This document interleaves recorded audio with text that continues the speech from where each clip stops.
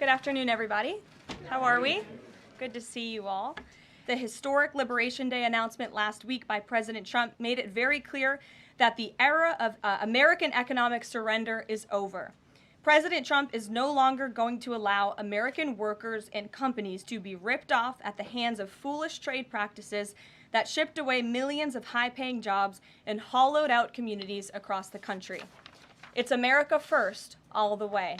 And despite fear-mongering by the media, the world is clearly responding to President Trump's approach. Just yesterday, President Trump held a bilateral meeting with Israeli Prime Minister Benjamin Netanyahu here at the White House. The Prime Minister pledged to immediately eliminate America's trade deficit with Israel and remove their trade barriers.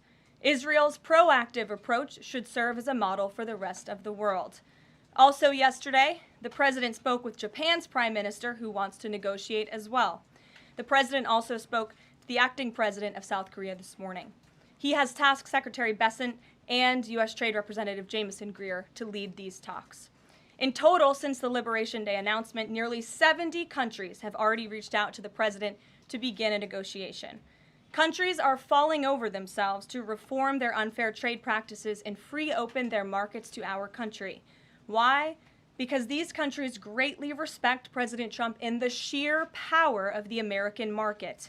These countries realize they've gotten filthy rich over the past few decades by imposing substantial tariffs on American-made products and ridiculous non-monetary barriers to block out American industry.